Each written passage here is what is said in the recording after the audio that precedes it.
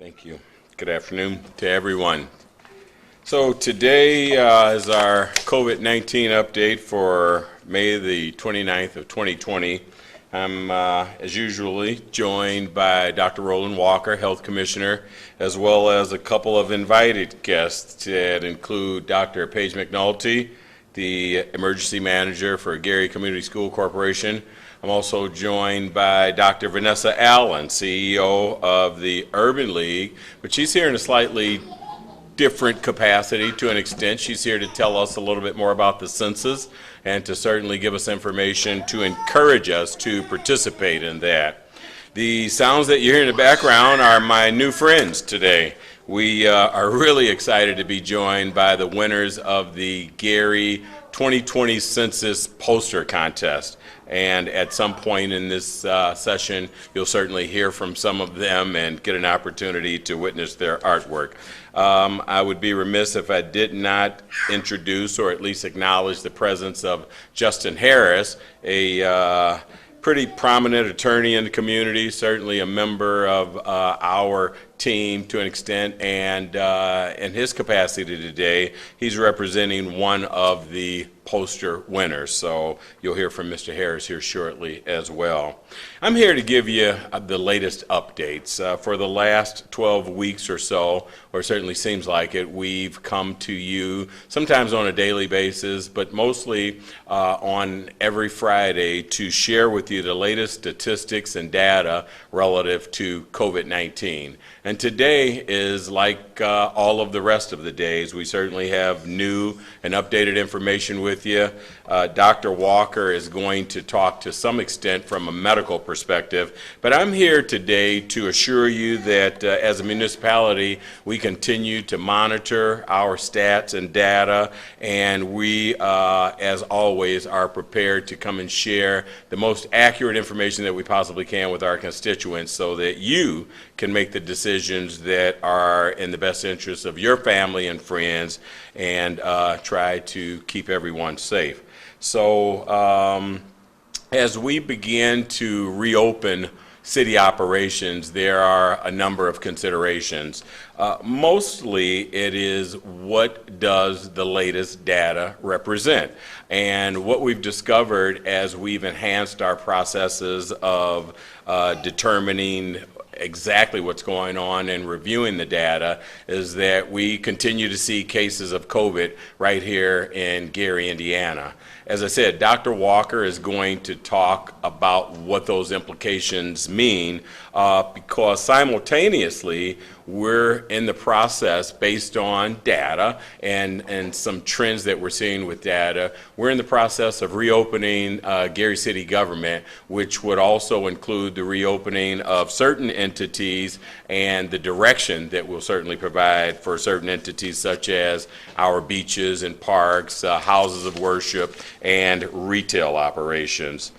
I need you to know, and as we continue to repeat, that as mayor, I certainly have the authority and the responsibility to increase or relax restrictions relative to how we should be operating, not only as a city, but as citizens. And to that end, if the data dictates or warrants and the direction is given by our health commissioner, Dr. Walker, we certainly will reintroduce more stringent restrictions. But as it relates for now, the most relevant point that we've faced is that Illinois, our neighbor, and specifically Chicago to the west, has not released their restrictions. And we certainly don't question their decision to do so. And as everything that I've determined, their decisions are largely based on data and the geographic location of their amenities, and also the fact that they have 3 million residents. To that end, we anticipate that as we gradually open up, that we'll see an influx of persons gravitating from Illinois to Indiana. And generically speaking, what that represents to us is a possibility that we may have to make some adjustments based on things that occur. Last week during the holiday weekend, as a municipality, we attempted to open up our beaches to an extent, and certainly not to invite additional persons over here, but there's no way to avoid that. Our decision was done so in an attempt to provide our residents an opportunity to get some exercise and enjoyment, considering that most of us had adhered to the guidelines and protocols set by the state and certainly by this administration, and we certainly needed a reprieve from what was going on. For the most part, I think that we had a pretty successful weekend, although there were persons who migrated from Illinois over to Indiana. Our Gary Police Department, as well as the Lake County Sheriff, under the direction of Oscar Martinez, were in full effect, and I believe that they did a very good job of monitoring the activity out there, and in instances where they were called to disperse large congregations, if any existed, they certainly did so without remorse. Got just a couple of other things. On the houses of worship, we certainly are going to advise you to continue the direction and the protocol that was set during our last update last Friday, and also invite you to visit the Gary, Indiana, gary.gov website at the close of business on Monday, and at that point we'll certainly have an articulation or an illustration of any changes or enhancements in our restrictions. As I said, Dr. Walker's prepared to speak a little bit more specifically about our latest trends and the numbers and what they represent to us today. So without further delay, I'd like to bring up Dr. Walker. Thank you.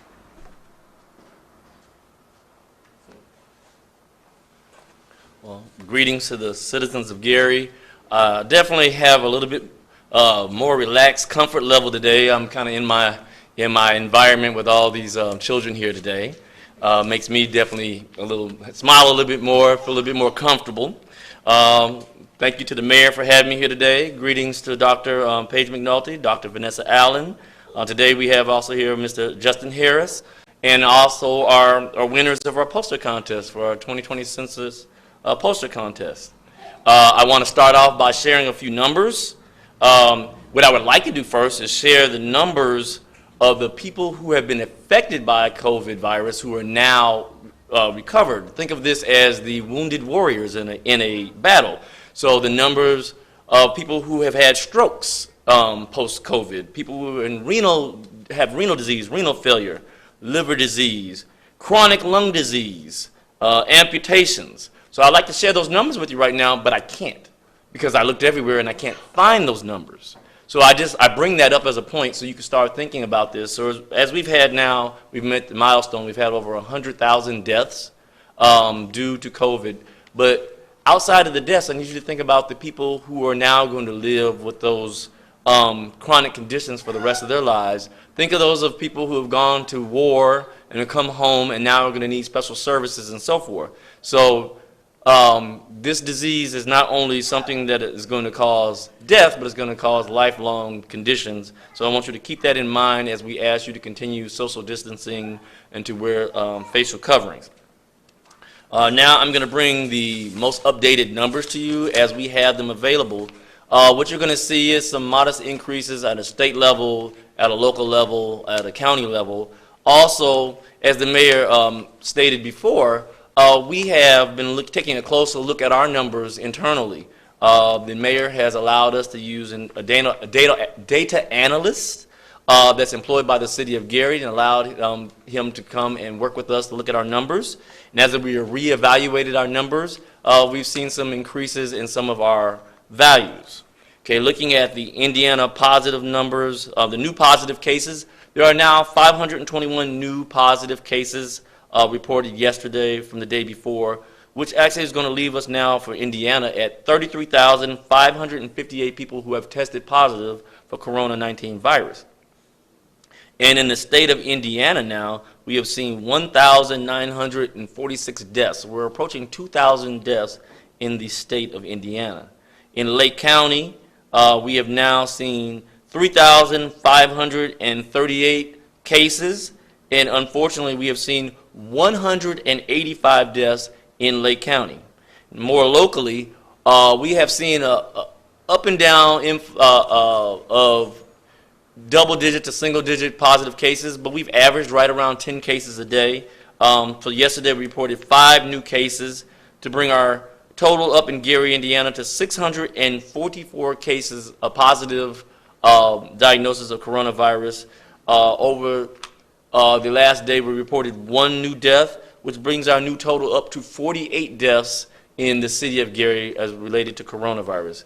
Looking at Porter County, there are now 516 reported cases, and leaving Porter County now at 27 deaths in Porter County.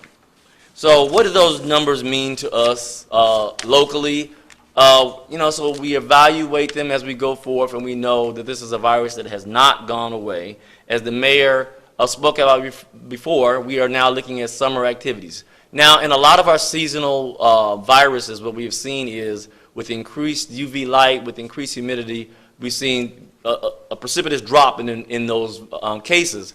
That does not seem to be the behavior of this virus. While there has been a slight decrease, we've still seen a steady state of infection. Now, if you look to our south, as we predicted, South America and Africa, we've seen hot spots pop up because they're now into their winter time, so this is what we expect. But in the centralized part of our country, as we look across Iowa, Missouri, and now even in Wisconsin, we're seeing these hot spots pop up again as they attempt to reopen. So we need to be observing those and understand that those can and most likely will happen, and then there might have to be adjustments made accordingly. So even in our local area, as we start opening things, there may be periods of time where we need to be more restrictive. I want to note, it's funny that I get both complaints. I get that we're not restrictive enough, and I get that we're way too restrictive in the city of Gary. So to be accurate, actually the city of Gary in the state of Indiana is the most restrictive city when it comes to rules for coronavirus currently.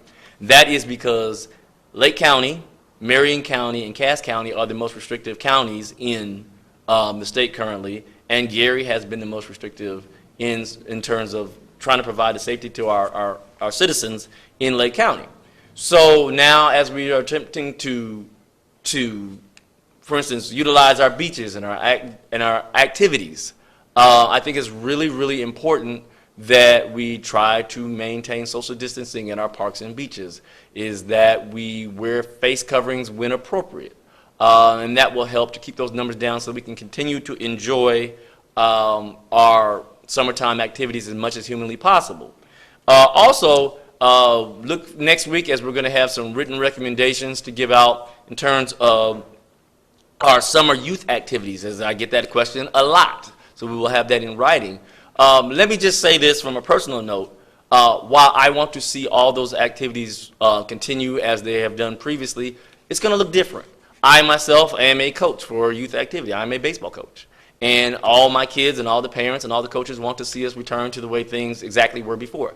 They will not be able to return to things exactly before, but there are going to be activities that we're going to be able to do and have the kids do, and there obviously will be a lot more restrictions, and there will be some activities that cannot continue as they were. As the mayor also spoke about, we are going to keep an eye on what is happening in Illinois, particularly in Chicago, because as the mayor said, this past weekend, this holiday weekend, Chicago beaches were closed, ours were open. We saw a lot of Illinois people utilizing our beaches, and we know we have another major holiday coming forth in July. So we want to be aware of what they're doing so that we can coordinate with our police department, our county officers, and so forth, and see how we can go forth safely and effectively utilizing the things that we all come to love. But keep in mind, as we all live here, we want to have those liberties, but we also want to be safe. Nobody wants to be sick. We don't want to see those deaths. We don't want to see those things that we talked about before, where we have to live with these morbidities that have come about because of this virus. So we want to do this in a very intelligent and smart manner based on the data. I just want to say how appreciative I've been of our mayor with his leadership and his team that has allowed me to make recommendations to try to keep myself, my family, my friends, my coworkers as safe as possible dealing with this virus. And I thank the citizens of Gary for being patient with us, being patient with me, as I try to navigate this, as we've never seen this before. But once again, kudos out to the mayor. I know he gets really uncomfortable when I do that, but he's just been doing a great job, so kudos to him, and thank you very much. Oh, now, the next person you will hear will be Dr. Paige McNulty.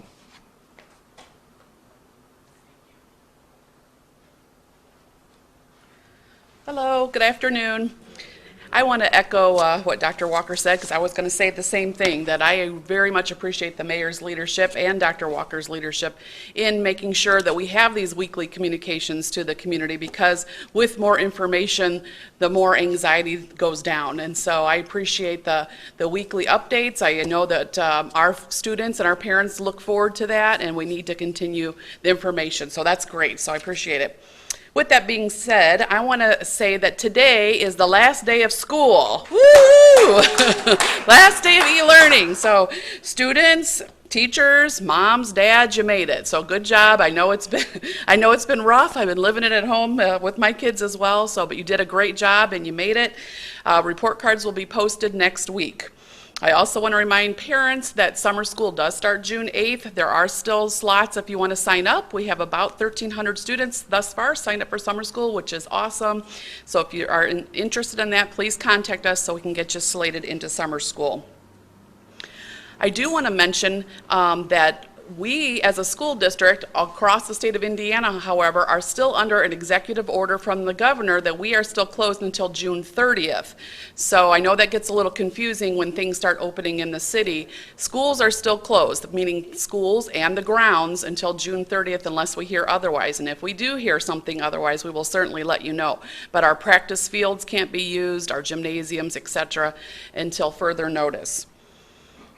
Additionally, I would like to tell the parents and guardians that we will be sending out a survey next week to our families asking for your input on the reopening of school for next year. We are working diligently on our end on several different plans, whether that looks like staggering the school day, kids coming every other day or half a day.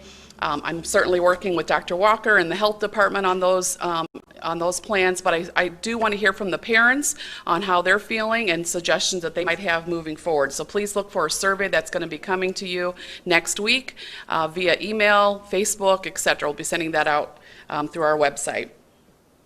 I know this is a very fluid situation and we don't have all the answers, but we are working hard with local superintendents and with the Department of Ed so that we can make the best possible plan so that our students are safe and our staff are safe. Lastly, remember, we're still hiring at the Gary Community Schools. We have teacher positions available. We have paraprofessional positions available, bus drivers and bus attendants. And we will, can't see without my glasses on, sorry. But remember, we will be opening in the fall, regular time. We're asking that everyone please stay safe. Thank you for all your support that you've helped us in getting the e-learning done successfully this year. And it's with my pleasure that I now introduce Dr. Vanessa Allen McLeod.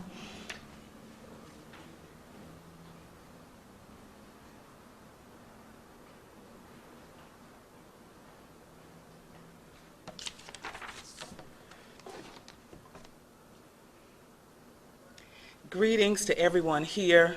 I'm so glad to be here. Thank you, Mayor, for the opportunity to come before you.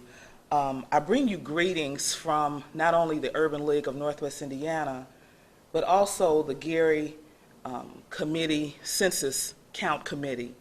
And that committee is made up of many members that represent the city of Gary. The mayors, administrators serve on that committee. We have healthcare providers, veterans, homeless, representatives, the educational component, NAACP, civic and faith-based organizations. We all make up that organization, that committee. But before I go on, I just must stop for a moment and just say, you know, I've always sought to ensure that my public statements are demonstrated through clarity and respect for everyone. And right now we have a whole lot going on in these United States.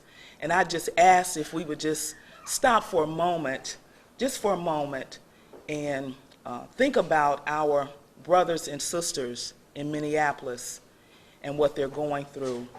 I'm looking out over this audience and I see some young boys, some wonderful, smart, educated young boys and young ladies. And every day, and I think about my own grandchildren, my own grandsons, jogging or running or walking. So as we meet today in the mayor's chamber, I just want to have us stop for a moment and remember them, and to remember that we are all in this together, and that we love you and we're so proud of you on this day. Right now, I want you, those of you that are home, I need you to get an ink pen and a piece of paper, or a pencil and a piece of paper. I need you to do something. I need you to write down this phone number so that you can respond to the census. The census is our voice. Voting is our voice. And we can only do that if we as citizens respond to the census. We as citizens respond by voting. We're in early voting mode right now, right over at the Genesis Center, and I know there's a number of other places that are open right now for voting. So get your ink pen out and write down this phone number. The phone number is 844-467-2020, 844-467-2020. You can dial that number right now in your own homes, in your car, on your cell phone, and respond to the census. We're at 44%. We were at 44% last week. We need to increase that number. So that number is 844-467-2020. Or you can go on your computer, on your tablet, on your phone, and put in www.my20census.gov. That's www.my2020census.gov. And for those of you that may be a little more mature in age, like myself, ask your grandchild to help you go on your phone or your computer, because they know how to do it for you quickly, and respond. That, again, is our voice.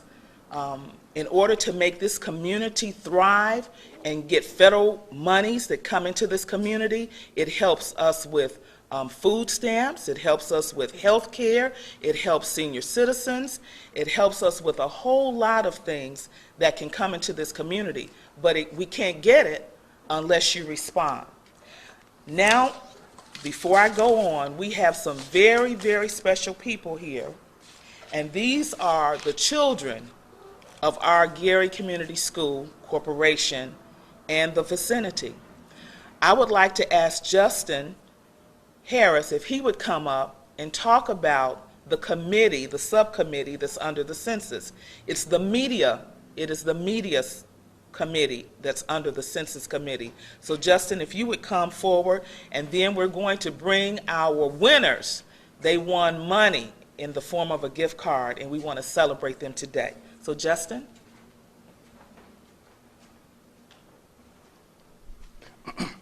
Good afternoon and greetings. My name is Justin Harris, and I am part of the Gary Census Count Committee, and I am the director of the Media Committee. It is our task to get the message out about the census and why it's important. I won't go into a lot of detail, but Dr. McLeod handled that. We just ask that you complete the census. It is extremely important for our community, considering the times that we are in. We need every dollar possible to help resolve some of our issues, right? As it was announced earlier, back in February, we announced a art poster contest, and it was geared towards the children in the Gary School Community Corporation, right? And we're here today to recognize these young people. As you can imagine, we had some great entries, and it was extremely difficult. And I heard this from the judges to make a decision. It was extremely difficult for our judges to make a decision on the winners, right? But that being said, you know, all the contestants did a great job. We thank you for your participation. We encourage you to complete the census. Won't take any much more of your time. We encourage you, again, complete the census. Please do it. It takes all of 5 minutes to do. It's relatively easy and quick. Thank you. Thank you, Justin. In addition, if any of you need assistance with large print reading or Braille. The census is in maybe about 20, 25 different languages. And if you go to the Urban League website, we also have information in sign language so that people can view that. Again, I know you just got your pencil or your ink pen. That number is 844-467-2020, or you can go on your computer, your laptop, or your phone and type in www.my2020census.gov. So now we are ready to present the winners to you. These children took their time and they created some art on behalf of the census. Now, of course, the parents are here with them, and we want to acknowledge each and every one of you parents for being parents and for coming this morning to bring your children so that we can recognize them. So at home, get ready to clap as I call their names up to the podium. And we're going to start first with Quintel Parker.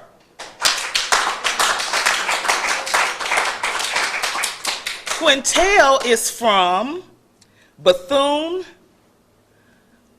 Early Learning Child Center. Okay, let me get this right. Help me, Chelsea. Bethune Early Learning Child Development Center. Whew, almost. Pray for me. But anyway, this is Quintel. Look at him. And Quintel is here with his parents. Hold your poster straight up, Quintel, so they can see that. Keep it up there. Now you can pull it down. Now smile again for everyone. Clap at home, everyone. Thank you, Quintel, so much. Okay, the next winner is the beautiful Kaya Thomson. Kaya is also from Bethune. Here she comes. Look at this beautiful young lady. Now we're going to turn your poster around.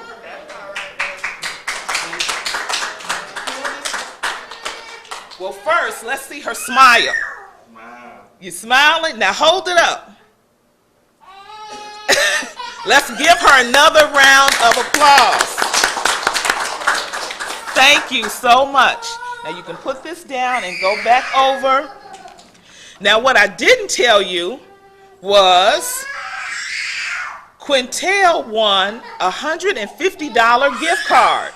We already gave it to him. He's already spent it. And that's good because I may have needed to borrow some money. And then Kaya also received a $150 gift card delivered to them. They have it. Next, I would like to bring Elizabeth. Elizabeth is a junior high Gary Middle School College winner. Look at Elizabeth's poster. And let me say that right. She is from Gary Middle College. And Elizabeth, pronounce your last name. Emma? Okay, I want to get it right. Now, Emma won some money. How much money did you win? 300? 300 whole dollars in a gift card. Thank you so much for that beautiful poster. Thank you, Elizabeth. Wonderful. Now, I need a drum roll. Let's do a drum roll. Are you drum rolling at home? Jalen Machine is our grand prize winner. Roosevelt High School, $800. Woo-hoo! Jalen is here and look at her drawing. Isn't that beautiful? Beautiful. Thank you so much, Jalen, for coming and for that beautiful. Show that again. You drew that. Look at that. It's beautiful. We had another winner that was not able to make it today, so I'm going to ask Justin to come up. Thank you, Jalen, so much. Do you have any money left? Maybe? No, I'm sorry. So this was a poster by Chloe, and again, Bethune. Bethune is doing something over there, Dr. McNulty. These are your babies. This was another winner who won $150. That was Chloe Selman from Bethune. Let's give Chloe a round of applause. Now, I'm sure you're wondering where all this money came from to give to these students. The money was a grant we received from the Legacy Foundation. The Legacy Foundation supported the Gary Census Count Committee so that we were able to provide this. So again, I would like to take my time to say thank you, Justin, for your leadership with the entire media committee that consisted of Justin, Mike Gonzalez, Chelsea Whittington, Natalie Ammons. They all worked together, and I must also say that attorney Arlene Colvin was a very instrumental part in that committee. I just thank all of you, and again, please fill out your census. Please fill out the census, and if you have any questions, you can call me at 887-9621. Thank you.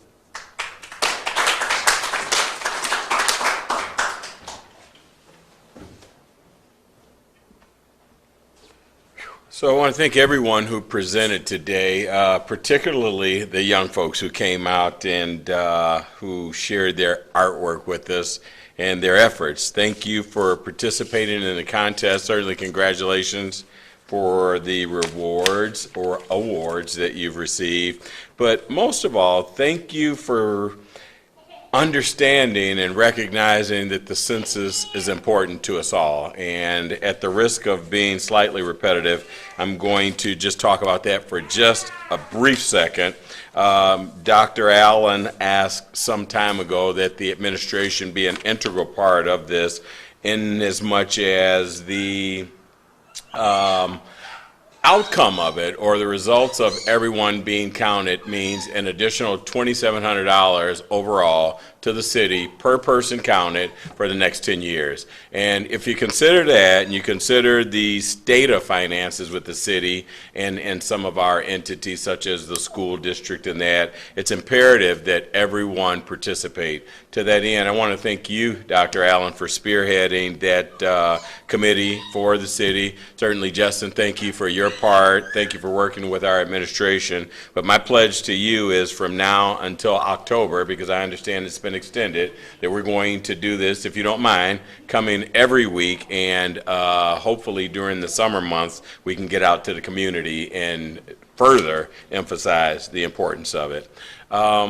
That's about all that I have today. Just a couple closing remarks. Again, I want everyone to remain safe. COVID certainly is a very serious condition that we've discovered. By no means is it over, but I think you should all be proud of yourselves for practicing social distancing. In fact, everyone in here, even my youngest friend back there, who you continue to hear, has a mask on. And we're glad that everyone in here, in this room today, although there are more of us than has been in this room within the last 60 days or so, we're all practicing social distancing, and that, to that end, I'm certainly pleased. Our fight against the spread of this virus is a work in progress. And this week we've changed our methodology and actually calculating the numbers. And so to that extent, over the next couple of days or couple of weeks, you certainly may see spikes one way or the other in the numbers that are reported. It's nothing to be concerned about, but certainly something that you should pay attention to, because those are the statistics that will dictate how we should proceed with reopening the city. And to that end, I continue to encourage you to be safe. Certainly be patient with us, but be encouraged that with efforts that you see here in this room today, and certainly efforts of you all, that as I said from the beginning, we will get through this together. Thank you very much, and we look forward to speaking with all of you soon. Thank you.